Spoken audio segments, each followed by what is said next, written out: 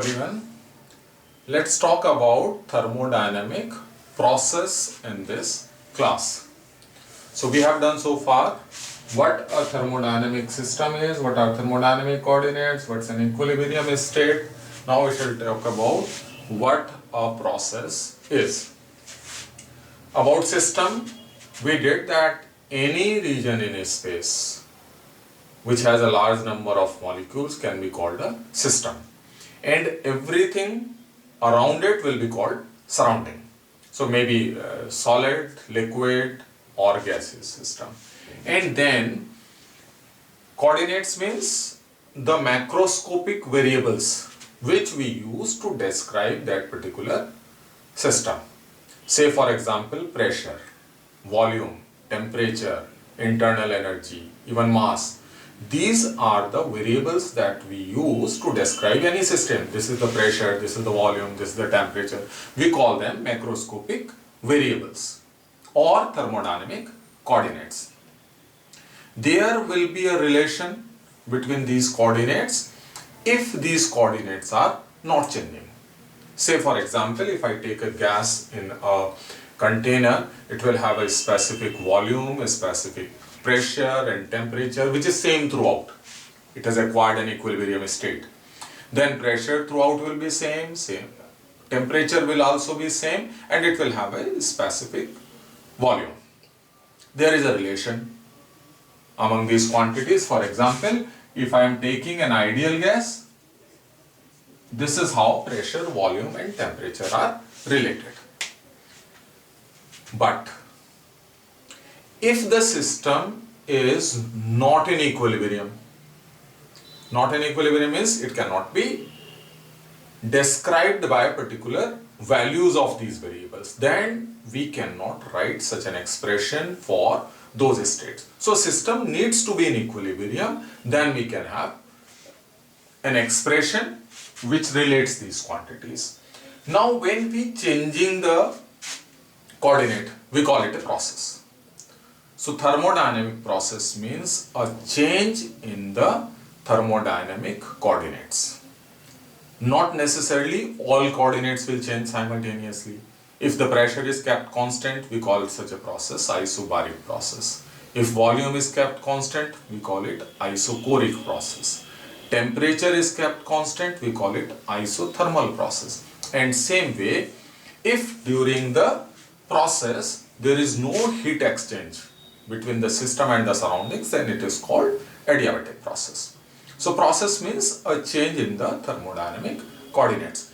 Now when a particular system is going from one equilibrium state to another equilibrium state, the states in between may be equilibrium state or may not be. In general they are not. So it means again there is a problem how to describe them.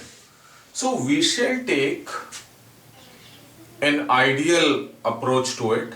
We will assume that when a system is passing from one equilibrium to another equilibrium state, it is passing through all those states which themselves are equilibrium states. So we can have a relation between the different quantities.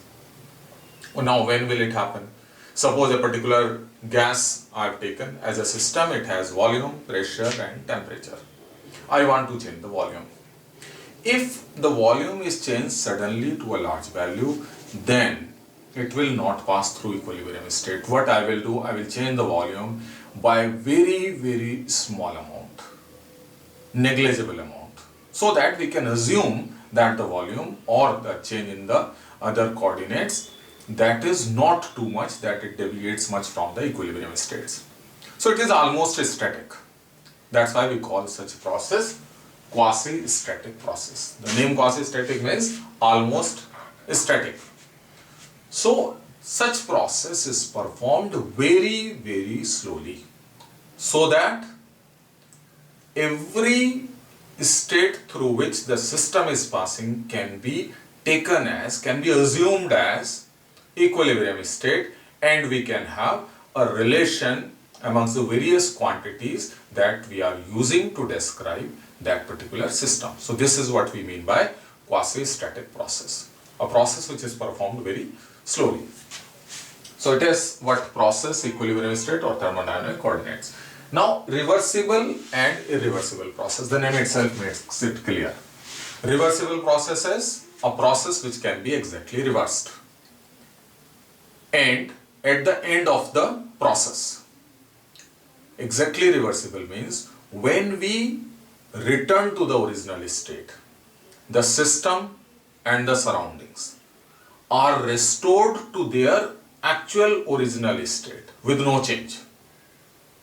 So a process is called reversible if at the end of the process system and surroundings are restored to the initial state without producing any change anywhere. Not in the system, not in the surroundings.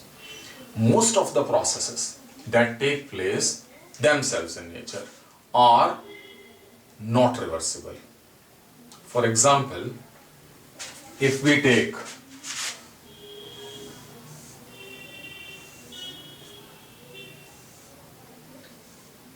a gas in a container fitted with a piston. If we increase somehow the pressure, the piston will move up. If we reduce the pressure inside somehow, the piston will come down. But if we perform the process in such a way that the piston moves up and then coming down back to its actual state, the process cannot be taken as reversible process. The reason being, when the piston is moving up, due to the friction between the piston and this cylinder, a work is done against this frictional force. And when the piston is moving down, this work done against friction cannot be obtained back. Work is again done against the friction. So whether the piston is moving up or the piston is moving down, in both the cases work will be done against friction.